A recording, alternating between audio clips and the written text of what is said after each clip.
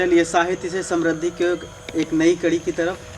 ये साहित्य गंगा का तृतीय दिवस। हम सभी लोग जैसा कि जानते हैं कि प्रतिदिन साहित्य गंगा नित नए कलेवर के साथ आप सभी लोगों के समक्ष एक नए कवि को प्रस्तुत करता है। इस साहित्य गंगा का उद्देश्य सिर्फ एक ही है कि जो हमारे क्षेत्र में छिपी हुई प्रतिभाएं हैं, जो छिपी हुई हैं, जिनको एक सही मंच मिलने की आवश्यकता है, जिस मंच के द्वारा वो कुछ कर सकते हैं, इस अपने क्षेत्र का नाम कर सकते हैं, लेकिन चूंकि सही प्लेटफॉर्म ना मिलने के कारण वो छिपी हुई प्रतिभाएं कहीं गुम ना हो जाएं। क्योंकि इसका हम सभी लोग दंश झेल भी रहे हैं कि बहुत सारी प्रतिभाएं इस क्षेत्र में छिपी हुई थी, लेकिन उनको सही प्लेटफॉर्म ना मिलने के कारण वो प्रतिभाएं वहीं की वहीं दबी की दबी रह गईं, वो विलुप्त हो गईं। इसलिए सिर्फ एक ही उद्देश्य है कि साहित्य से समृद्धि की ओर, साहित्य से उल्लास की ओर। वर्तमान में जो वैश्विक महामारी कोरोना, इस कोरोना के में सरकार के द्वारा जो बनाया हुआ लॉकडाउन का नियम है, उसका अक्षर सा पालन करते हुए हम आज अपने एक नए हास्य के श्रृंगार के हस्ताक्षर, हम सभी लोगों के लाडले सबसे प्रिय, ये कहना अतिशयोक्ति नहीं होगा कि जिस प्रकार से गीतों के राजकुमार विष्णु सक्सेना को कहा जाता है, इसी प्रकार से हमारे क्षेत्र का जो गीतों का राजकुमार है, उससे हम आप सभी लोगों का वार्तालाप कराएंगे। आप सभी लोगों को उसके मुखारबिंद से जो उसके द्वारा रचित कविताएं हैं, उन कविताओं का रसास्वादन कराएंगे। चलिए मिलते हैं ऐसे गीतों के राजकुमार भैया आशुतोष शुक्ल आशु जी से। आप श्रृंगार के बहुत अच्छे कवि हैं, लेकिन चूंकि आपका कोई प्रोफेशनल नहीं, आपका कोई पेशा नहीं, आपका कोई व्यवसाय नहीं है कि मुझे ये कार्य करना ही है। आप सिविल इंजीनियर हैं, वर्तमान में आप अपना कार्य देख रहे हैं, रायपुर के मूलता निवासी हैं। आपके पिताजी सरस्वती शिशु मंदिर बिलराया में आचार्य हैं। काफ़ी कठिन साधना और तपस्या के फलस्वरूप आपने अध्ययन किया। अध्ययन के साथ साथ ही कुछ ललक थी, कुछ अच्छा करने की ललक थी, रचनात्मक ऊर्जा से रचनात्मक ऊर्जा का इन्होंने सदुपयोग किया और काव्य के क्षेत्र में पदार्पण किया। इसलिए हम ये चाहते हैं कि ऐसे रचनाकार को आपसे मिलवाएं, उसके द्वारा रचित कविताओं को आपको सुनवाएं, आपके अंतरात्मा को, अंतर्मन को गुदगुदाएं, जिससे कि इस अवसादमयी वातावरण में कैसे उल्लास उत्पन्न हो, कैसे उमंग उत्पन्न हो, कैसे प्रसन्नता झलके। ऐसे हमारे भैया आशुतोष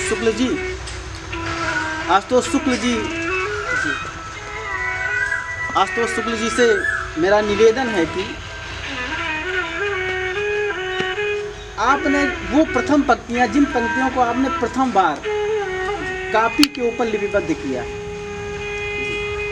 और उस लिपिबद्धता के कारण आपको प्रोत्साहन प्राप्त हुआ कि आपने सोचा कि मुझे इस क्षेत्र में जाना चाहिए, कुछ लिखना चाहिए। क्योंकि हर व्यक्ति अंतर्मन से कवि होता है जी, लेकिन क्या है कि सबसे बहुत महत्वपूर्ण कला ये होती है कि उसको लिखना। क्योंकि बहुत सारी चीज़ें आती हैं, विस्मृत हो जाती हैं, लेकिन आपने उसको लिपिबद्ध किया उन पंक्तियों को, और जिससे आपको और प्रेरणा प्राप्त हुई और आप इस क्षेत्र में बढ़े। इसलिए मेरा आपसे निवेदन है कि आप उन पंक्तियों से आप अपना काव्य पाठ प्रारंभ करें। जी दादा, बहुत धन्यवाद। आज श्रीमान सुरेंद्र दीक्षित जी, जिन्होंने इस कार्यक्रम की शुरुआत बहुत ही अच्छे ढंग से की और इस कोरोना महामारी के बीच में साहित्य को एक नई दिशा प्रदान करने का प्रयास किया। श्रीमान जी ने उससे कुछ सवाल किया कि जो मेरी पहली पंक्ति थी, जिसके कारण मुझे आगे प्रोत्साहन मिला, तो मैं बताना चाहूँगा कि सबसे पहला मेरा गीत था जो मैंने 2012 में लिखा। पहला मंच मेरा सीतापुर में हुआ था, दूसरा मंच सीधे उन्नाव। वहीं से मुझे प्रोत्साहन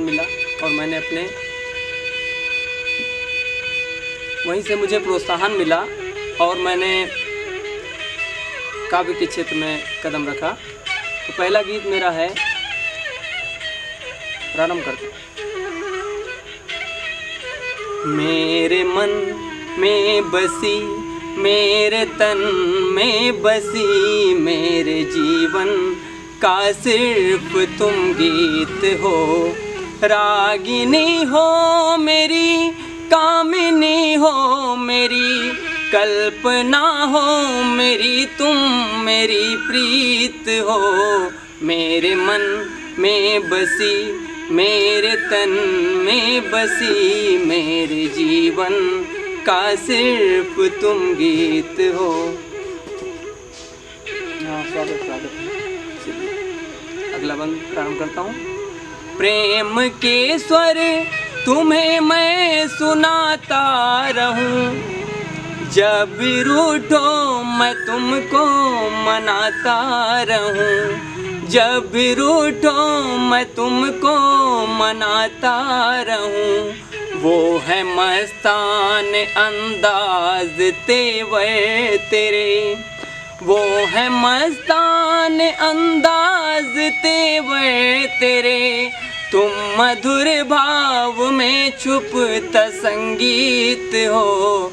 मेरे मन में बसी, मेरे तन में बसी, मेरे जीवन का सिर्फ तुम गीत हो।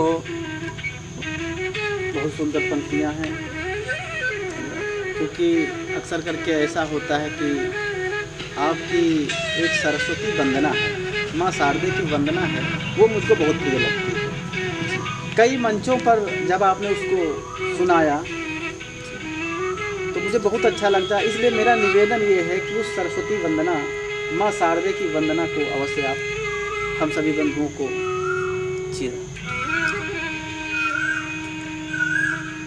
सर्वप्रथम माँ शारदा को प्रणाम करता हूँ। आज इस लॉकडाउन के अंतर्गत माँ की वंदना करने का सौभाग्य प्राप्त हुआ है। आप सभी के मध्य में इस चैनल के माध्यम से आप सभी के साथ जुड़ रहा हूँ।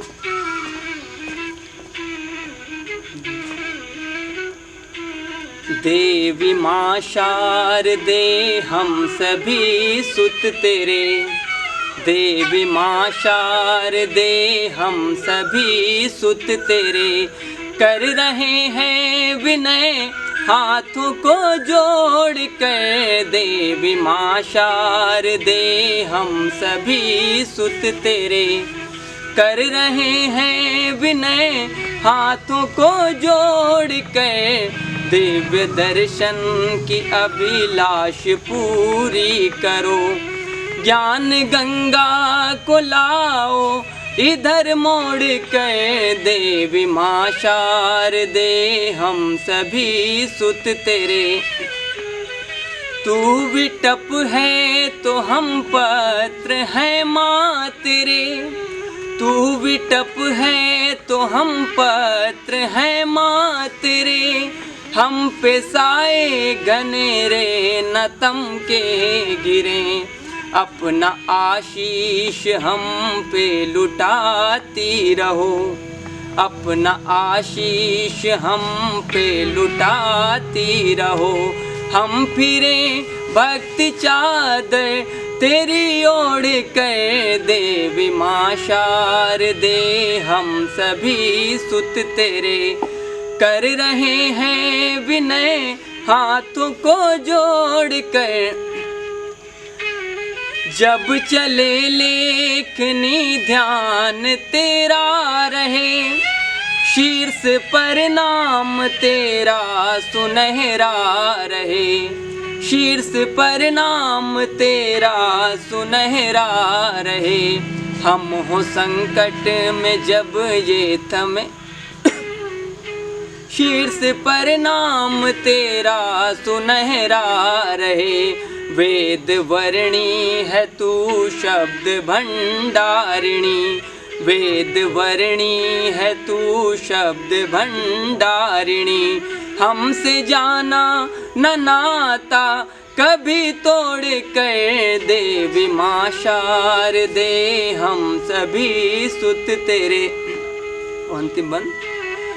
रज चरण सम ही जो ज्ञान तेरा मिले, रज चरण सम ही जो ज्ञान तेरा मिले, संभले जीवन सुखद एक सवेरा मिले। हम हो संकट में जब ये थमे लेखनी, हम हो संकट में जब ये थमे लेखनी, दौड़ी आना सकल काज को छोड़ कर देवी माँ शारदे, हम सभी सुत तेरे कर रहे हैं विनय हाथों को जोड़ कर। धन्यवाद। बहुत सुंदर माँ शारदे की रचना। ये रचना इतनी सराही गई कि कहीं भी दरअसल दीर्घा में जब भी मैं बैठा, अगर आपने उस मंच को आपने साझा किया तो सर्वप्रथम आप ही को इस रचना के लिए, माँ शारदे की वंदना के लिए आप ही को आमंत्रित किया जाता है। हर व्यक्ति कुछ ना कुछ अपने जीवन में अच्छा करता ही करता है, लेकिन उसमें से कुछ यूनिक करता है, कुछ अलग करता है, और वही अलग उसकी पहचान बन जाती है।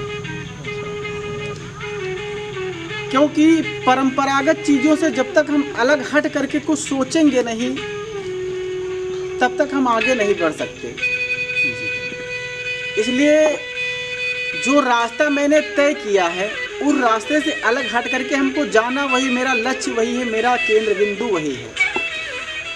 लेकिन अपने लक्ष्य को प्राप्त करने के लिए हमको जिस प्रकार से अन्य लोग जो रास्ता तय करते हैं, अन्य प्रकार से अपने सोचने की दिशा एवं दशा तय करनी पड़ेगी।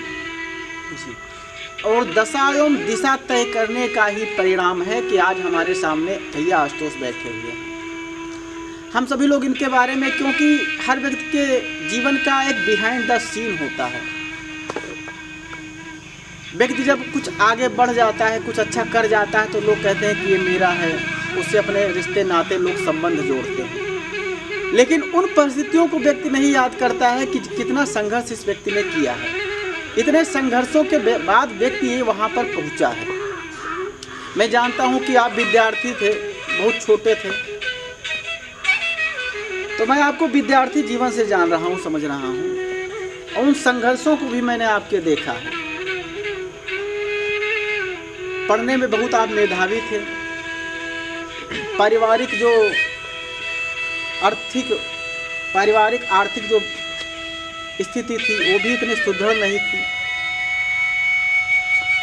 जिस प्रकार से एक सामान्य भी एक निम्न स्तर होता है, उस प्रकार का पारिवारिक ताना बाना था। लेकिन फिर भी कुछ आपके माता पिता के कुछ पूर्ण कर्म थे, पूर्वजों का कुछ ऐसा वो था कि आपने उन्हीं के संस्कारों को प्राप्त किया, और उन्हीं संस्कारों का परिणाम है कि आप पढ़ने लिखने में भी आगे अच्छे निकले, आगे बढ़े।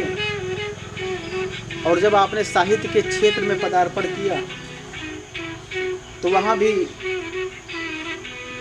हमें लगता है कि जब कभी भी, मैंने 2 बार आपको सुना है विशेष करके, और 2 बार बड़े बड़े कवियों के द्वारा ये कहा गया कि इस कवि सम्मेलन का सबसे अच्छा अगर कोई गीतकार था तो आप थे। एक धौरहरा में रामलीला धर्मशाला है, रामलीला के द्वारा जो कवि सम्मेलन होता है, उसमें आदरणीय कमलेश मौर्य मृदु जी आए हुए थे, याद है ना आपको? तो चूंकि आप सबसे छोटे थे, इसलिए आपको सबसे बाद में पढ़वाया गया। तो कमलेश मौर्य मृदु जी ने कहा था इस कवि सम्मेलन का सबसे अच्छा हीरा अगर आज कोई निकला है तो आशुतोष निकला, क्योंकि लोग आपको समझ ही नहीं पा रहे थे कि आपके यहाँ बच्चे लग रहे थे। और दूसरा धीरज मिश्र जी, तो उन्होंने, बारिश हो रही थी, लेकिन सिर्फ आपकी कविताओं को सुनने के लिए बारिश ऊपर से हो रही, बूंदें टपक रही हैं, लोग उसको किसी भी प्रकार से उसको ढका गया मंच को, लेकिन फिर भी पानी टपक रहा होता है, पानी बार बार उसका निकाला जाता है, लेकिन जो दर्शक थे वो भीग रहे थे, फिर भी आपकी कविताओं को सुन रहे थे, क्योंकि उनको ये लग रहा था कि मैं अपने क्षेत्र का विष्णु सक्सेना सुन रहा हूँ। लेकिन चूंकि विष्णु सक्सेना है, आप आशुतोष हैं, इसलिए आपको एक अपनी अलग पहचान बनानी, इसलिए मैं चाहता हूँ कि आपकी एक अलग पहचान बने। इसलिए उस पहचान की दो तक जो आपकी वो पंक्तियाँ जो सबसे ज़्यादा अधिक पसंद की जाती हैं, सबसे अधिक सुनी जाती हैं पंक्तियाँ, उन पंक्तियों को आप सुनाएं।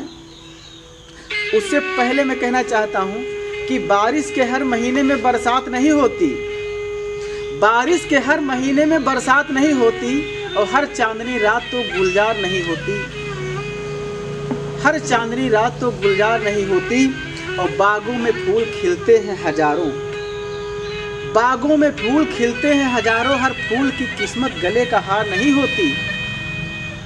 सपनों के भ्रमर जाल में लोग खो जाते हैं, स्वप्नों के भ्रमर जाल में लोग खो जाते हैं, हर स्वप्न की सूरत कभी साकार नहीं होती। इसलिए स्वप्न को यथार्थ में परिलक्षित करने का नाम है आशुतोष शुक्ल। इसलिए आदरणीय आशुतोष शुक्ल की उन पंक्तियों को मैं अपने दर्शकों को सुनवाना चाहता हूँ, मित्रों को। जी बिल्कुल। जहाँ तक सबसे पहला गीत मैंने अभी आप सभी के सामने प्रस्तुत किया, और इसके अतिरिक्त एक साथ में गीत मैंने लिखा था उसी के कुछ दिनों बाद, वो गीत भी मेरा सबसे ज़्यादा सुना जाने वाला गीत रहा है, और उसी की 4 पंक्तियाँ सुनाता हूँ। बिल्कुल बिल्कुल सुनाइए।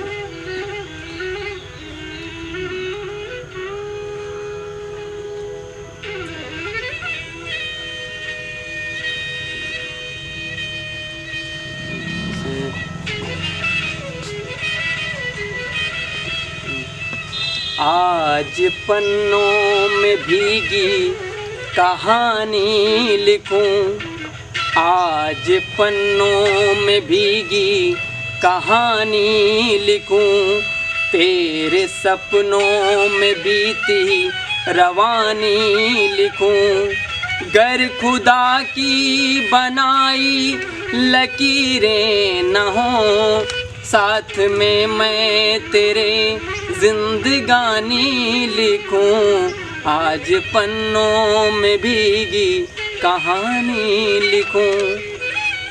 लबन सांस बाकी है तो आपके वास्ते, छूटे ये जिंदगी है कई रास्ते, घुट के मैं आंसुओं को यूं ही पी गया, घुट के मैं आंसुओं को यूं ही पी गया, पर जो छलके उन्हें क्या मैं पानी लिखूं, आज पन्नों में भीगी कहानी लिखूं, तेरे सपनों में बीती रवानी लिखूं, गर खुदा की बनाई लकीरें न हो, साथ में मैं तेरे जिंदगानी लिखूं।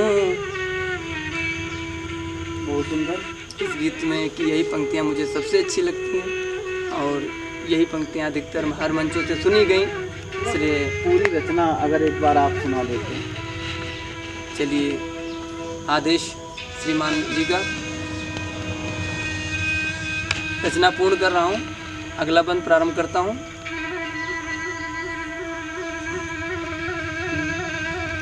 ऐ खुदा तू बता क्या हुई दास्तां, क्या उसे अब रहा ना मेरा वास्ता, ऐ खुदा तू बता क्या हुई दास्तां, क्या उसे अब रहा ना मेरा वास्ता, फिर क्यों वो आईने सी रहे सामने, फिर क्यों वो आईने सी रहे सामने, रूप को रश्मि सा वस्त्र धानी लिखूं, आज पन्नों में भीगी कहानी लिखूं। अंतिम बंद। तू सदा शांत सरिता सी बहती रहे, सारे दुख दे मुझे तू सदा खुश रहे, सारे दुख दे मुझे तू सदा खुश रहे। हो भी लग इतनी दूरी हुई है मगर, हो भी लग इतनी दूरी हुई है मगर, फिर भी मैं तुझको सपनों की रानी लिखूं। आज पन्नों में भीगी कहानी लिखूं, तेरे सपनों में बीती रवानी लिखूं। गर खुदा की बनाई लकीरें न हो, साथ में मैं तेरे जिंदगानी लिखूं। श्रृंगार भी ऐसा लिखा जाए जिसमें शब्दों का इस प्रकार से उपयोग किया जाए कि संपूर्ण परिवार एक साथ बैठ करके उस कविता को सुन सके। ऐसी श्रेष्ठ कविताओं के आप रचनाकार, और ऐसी कविताएं सिर्फ समसामयिक कविताएं नहीं होती, ऐसी रचनाएं समसामयिक रचनाएं नहीं होती हैं। ऐसी रचनाएं लंबे अंतराल तक सुनी जाती हैं, गाई जाती हैं, क्योंकि श्रृंगार भी वर्तमान परिदृश्य में हम देख रहे हैं तो कुछ बंधु श्रृंगार ऐसा लिखते हैं कि त्वरित आनंद तो प्राप्त होता उस श्रृंगार से, लेकिन जो आधुनिकता का उसमें इतना समावेश हो चुका है कि सिर्फ आप सुन सकते हैं। अगर आप नहीं सुन सकते हैं तो सिर्फ अकेले में सुना जा सकता है श्रृंगार। श्रृंगार की भी एक मर्यादा होती है। श्रृंगार एक पूजा है, इसलिए उस पूजा को, उस साधना को कैसे जिया जाए, कैसे उस श्रृंगार को अपने शब्दों के द्वारा अलंकृत किया जाए, ऐसा अगर हम सभी लोग वास्तविकता में देखना चाहते हैं तो आपकी कविताओं से हमें प्राप्त होता है। इसलिए वो पंक्तियाँ, जो पंक्तियाँ आपको बहुत अच्छी लगती हैं जी, और कहने का मतलब बहुत सारी रचनाएं ऐसी होती हैं कि हो सकता है आपको ना अच्छी लगती हो लेकिन अन्य लोगों को अच्छी लगती हैं जी। लेकिन अभी जो आपने पंक्तियाँ, इनको आपके जो मित्र हैं उन्होंने सराहा, लेकिन स्वयं में कुछ पंक्तियाँ क्या होता है कि व्यक्ति बहुत सारे कार्य करता है, लोगों को पसंद आते हैं, व्यक्तिगत नहीं पसंद आते हैं, लेकिन व्यक्तिगत वो हमको पंक्तियाँ बहुत अच्छी लगती हैं। उनको मैं जितनी बार गाऊँ, जितनी बार दोहराऊँ, उतनी बार ही कुछ नया उससे प्राप्त होता है जी। बिल्कुल। एक अभी कुछ दिन पहले इस लॉकडाउन के दौरान कुछ एक नया गीत आया, मुझे बहुत अच्छा लगता है। कोशिश करता हूँ, अभी पूर्ण नहीं हुआ है लेकिन हम 2 बंद लिखे हैं, आप सभी के सम्मुख प्रयास करता हूँ। श्रृंगार का गीत है। बिल्कुल बिल्कुल।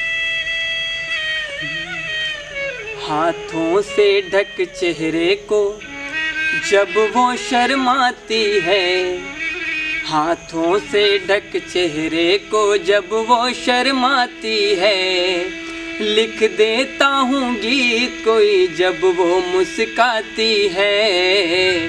हाथों से ढक चेहरे को जब वो शर्माती है, लिख देता हूँ गीत कोई जब वो मुस्काती है।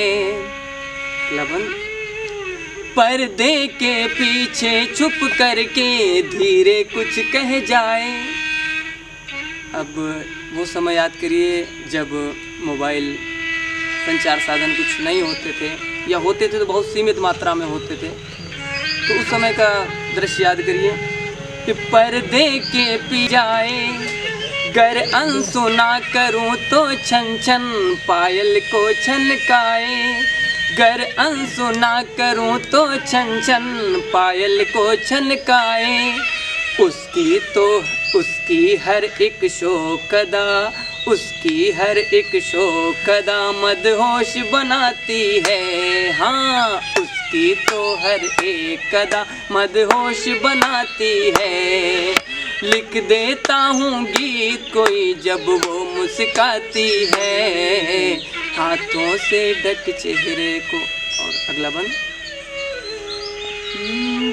बेताबी के पन्नों में वो दिन दिन उलझी जाए, बेताबी के पन्नों में वो दिन दिन उलझी जाए। स्वाति बूंद बन मुझ चातक को जाने क्यों तरसाए, स्वाति बूंद बन मुझ चातक को जाने क्यों तरसाए। शायद हमको मांग रही, किससे मांग रही? ईश्वर से। शायद हमको मांग रही ये दृष्टि बताती है, हाँ शायद हमको मांग रही ये दृष्टि बताती है। लिख देता हूँ गीत कोई जब वो मुस्काती है, हाथों से ढक चेहरे को जब वो शर्माती है। बहुत सुंदर पंक्तियाँ। और कुछ हमारे मित्रों को सुनाना चाहेंगे आप, जो आपके पास अच्छा और क्रीम है? क्रीम का एक संदेश देने का प्रयास करता हूँ, कोई तरन्नुम नहीं है। प्रयास करता हूँ कि अपने जीवन को समझें, जीवन अमूल्य है। और 4 पंक्तियाँ काफ़ी समय पहले मैंने लिखी थी, आप सभी के सम्मुख संदेश देने का प्रयास करता हूँ।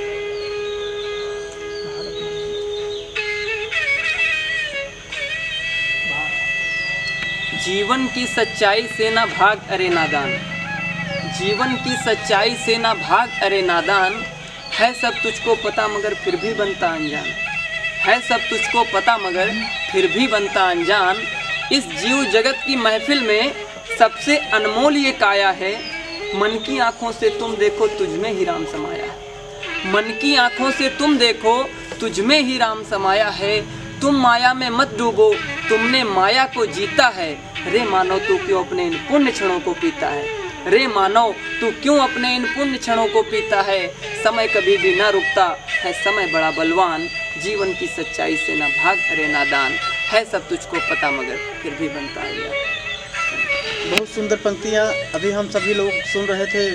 आशुतोष भैया आपको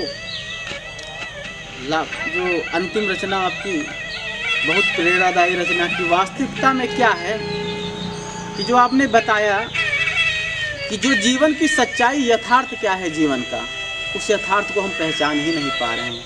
हम भौतिकता की अंधी दौड़ में भागते चले जा रहे हैं, पहचान ही नहीं पा रहे हैं कि हमारा अस्तित्व क्या है, हम किस कार्य के लिए यहाँ पर आए हुए हैं, हमारा उद्देश्य क्या है। अपने उद्देश्य को हम भूल चुके हैं, अपने लक्ष्य को हम भूल चुके हैं। हम सभी लोग जानते हैं कि हर व्यक्ति का एक लक्ष्य होता है, उस लक्ष्य की पूर्ति के लिए कई उद्देश्य बनाने पड़ते हैं, कई स्टेप होते हैं, कई स्तर होते हैं। व्यक्ति का एकमात्र उद्देश्य होता है कि मोक्ष की प्राप्ति। कैसा मोक्ष? कि मोक्ष का तात्पर्य ये नहीं होता है कि हमको स्वर्ग मिलेगा, स्वर्ग किसी ने नहीं देखा। जिस परिवेश में हम रहते हैं इसी को स्वर्ग बनाना। इसी को स्वर्ग बनाने का मतलब कि चारों तरफ प्रसन्नतामय वातावरण, खुशमय वातावरण, सुखमय वातावरण, घर में प्रसन्नता हो, परिवार में प्रसन्नता हो, अपने समाज में प्रसन्नता हो, अपने गांव में प्रसन्नता हो, स्नेह, अपनत्व एवं ममत्व का भाव हो। इसी को तो मोक्ष कहा जाता है। लेकिन हम क्या उसी सुख की प्राप्ति के लिए हम सभी लोग क्या कर रहे हैं कि उस लक्ष्य को बहुत आसानी से प्राप्त किया जा सकता है। लेकिन कब? जब जो हमारी महत्वाकांक्षाएं हैं, उन महत्वाकांक्षाओं को सीमित करते हुए हम अपने आप को पहचाने कि हम क्या करना चाहते हैं, उस कार्य की तरफ अग्रसर हों, ना कि उस लक्ष्य को प्राप्त करने के लिए दुष्कृत्यों का सहारा लें।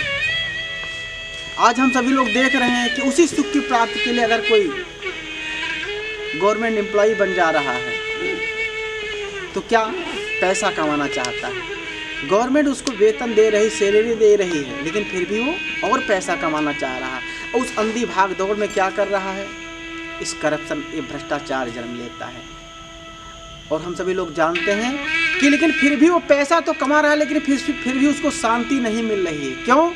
क्योंकि उसका जो उद्देश्य है उस लक्ष्य की प्राप्ति के लिए वो उद्देश्य उसका अच्छा नहीं है। इसी प्रकार से हम किसी भी क्षेत्र में देख, अगर इंजीनियर है वो पुल बना रहा है लेकिन पुल में गड़बड़ी कर दे रहा है, रोडें बना रहा कॉन्ट्रैक्टर उसमें गड़बड़ी कर दे रहा है।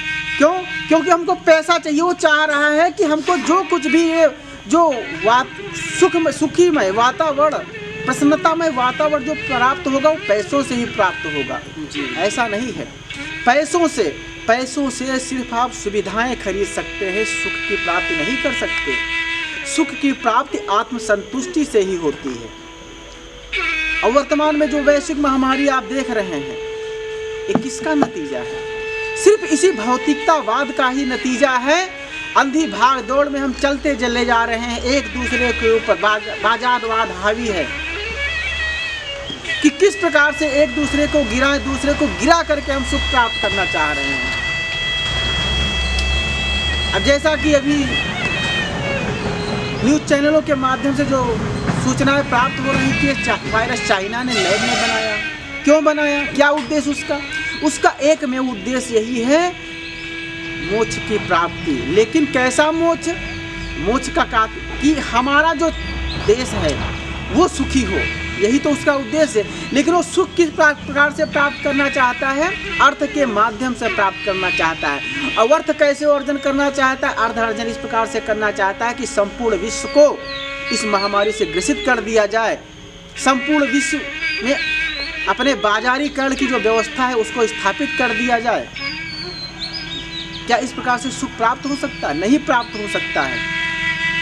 इसलिए मेरा आप सभी बंधुओं से एक निवेदन है कि हमको मोक्ष भी प्राप्त करना है, हमको अपना अभीष्ट जो लक्ष्य है उसको भी प्राप्त करना है। लेकिन किस प्रकार से प्राप्त करना है? जो अपने सांस्कृतिक सभ्यता है, सांस्कृतिक विरासत है, उसको ध्यान में रखते हुए, सांस्कृतिक मूल्यों की रक्षा करते हुए हमको आगे बढ़ना, अपने लक्ष्य को प्राप्त करना है। किसी को दूसरे को गिरा करके हम अपने लक्ष्य को नहीं प्राप्त कर सकते। अपने यथार्थ को पहचानना पड़ेगा कि अपने भारत की संस्कृति क्या थी, किस संस्कृति के कारण, किस सभ्यता के कारण हम जाने जाते थे, पहचाने जाते थे। उसको हमको जानना पड़ेगा, पहचानना पड़ेगा, अपने आप को पहचानना पड़ेगा। यह वही धरती है जिस धरती का गुणगान संपूर्ण विश्व करता था। यहाँ पर ऐसे ऐसे वीर योद्धा हुए हैं जिनका विश्व में कोई सानी नहीं था। यहाँ ऐसे ऐसे महापुरुष हुए हैं, उन महापुरुषों को हमने विस्मृत कर दिया। क्यों विस्मृत कर दिया? क्योंकि उसमें भौतिकता नहीं थी। हम किसका अवलंबन कर रहे हैं? पाश्चात्य संस्कृति का अवलंबन कर रहे हैं। और उसी पाश्चात्य संस्कृति का अवलंबन करने के कारण ही वर्तमान परिदृश्य दिखाई दे रहा है। हमको पुनः चले गांव की ओर, गाय की ओर, अपनी संस्कृति की ओर, सभ्यता की ओर हमको पुनः लौटना पड़ेगा। परंपरागत चीज़ों को हमको छोड़ना पड़ेगा। उसके साथ नए मस्तिष्क के साथ, नए विचारों के साथ हमको अपने समाज को आगे बढ़ाना पड़ेगा। और जो भैया ने कहा कि अपने यथार्थ को पहचानना पड़ेगा। और जब हम ऐसा करेंगे तो वास्तविकता में ये क्या महामारी है, इस महामारी का हम सभी लोग डट करके सामना करेंगे। और आप सभी लोगों से पुनः एक बार निवेदन है कि वैश्विक महामारी को देखते हुए सरकार ने जो दिशा निर्देश दिया है कि लॉकडाउन का अच्छा सा पालन करना है, सोशल डिस्टेंसिंग का पालन करना है, उसका हम सभी लोग पालन करते होंगे, ऐसी अपेक्षा है। और नहीं करते हैं तो मेरा एक निवेदन है कि आप सभी लोग नेतृत्व के द्वारा, इस देश के नेतृत्व के द्वारा जो हम सभी लोगों को दिशा निर्देश दिया जा रहा है उसका अच्छा सा पालन करें। और जब हम अच्छा सा पालन करेंगे, एक बहुत महत्वपूर्ण घटना आती है, एक बहुत महत्वपूर्ण घटना आ रही है कि महाभारत का युद्ध चल रहा होता है। और उस महाभारत के युद्ध में अश्वत्थामा के पिता जब द्रोणाचार्य का वध कर दिया जाता है तो अश्वत्थामा उससे कुपित होकर के नारायणी शस्त्र चलाता है। और उस नारायणी शस्त्र का प्रभाव क्या होता है उस नारायणी शस्त्र का प्रभाव क्या होता है कि जो भी उसका सामना करने का प्रयास करता है उसको वो समाप्त कर देता है, और समाप्त ही नहीं कर देता, जो ऐसा विचार करता है उसको भी समाप्त कर देता है। तब भगवान श्री कृष्ण ने कुरुक्षेत्र के मैदान में सभी लोगों को कहा था कि आप सभी लोग इसके आगे नतमस्तक हो जाएं, शांत हो जाएं, ऐसे विचार त्याग दें। और जब ऐसा सभी लोगों ने किया तो उसका प्रभाव, नारायणी शस्त्र का प्रभाव समाप्त हो गया। इसलिए इस वैश्विक महामारी से अगर हमको विजय प्राप्त करनी है तो हम सभी लोग लॉकडाउन का अक्षर सा पालन करें, अपने घरों में रहें, सरकार के दिशा निर्देशों का अक्षर सा पालन करें और पुनः विजय प्राप्त करेंगे। और फिर से भारत नई गति और नई ऊर्जा के साथ आगे बढ़ेगा। इन्हीं शब्दों के साथ मैं सुरेंद्र दीक्षित आपको नमस्कार करता हूं। भैया आशुतोष जी, आपने आज हम सभी लोग, आपने हमको समय सानिध्य, अपना बहुमूल्य समय दिया, इसके लिए बहुत बहुत धन्यवाद। आप हमारे इस साहित्य गंगा के आज जो तृतीय दिवस है इसमें आप उपस्थित हुए, इसके लिए बहुत बहुत धन्यवाद। हम सभी साहित्य गंगा जो परिवार है हमारा, यूथ धौरहरा यूथ आवाहन फाउंडेशन, इसकी तरफ से आपको बहुत बहुत शुभाशीष कि आप नित्य नई ऊंचाइयों को छुएं, नित्य नए शिखरों को स्पर्श करें। इन्हीं शब्दों के साथ आज का यह कार्यक्रम यहीं पर समाप्त होता है। निवेदन है कि जो बंधु इसको देख रहे हैं, फेसबुक पेज जो यूथ धौरहरा है उसको शेयर अवश्य करें, एवं यूट्यूब चैनल यूथ धौरहरा उसको सब्सक्राइब एवं लाइक अवश्य करें, क्योंकि आपका स्नेह ही हमारे लिए सब कुछ पूंजी है। आपके स्नेह के कारण ही हम सभी लोग, या जो यूथ आह्वान फाउंडेशन है निरंतर कार्य कर रहा है, आगे भी करता रहेगा। और पुनः कल फिर अपने ही क्षेत्र के एक नए ओजस्वी तेजस्वी कवि के साथ हम आपके समक्ष रचनाओं का गायन कराएंगे, पाठन कराएंगे। इन्हीं शब्दों के साथ में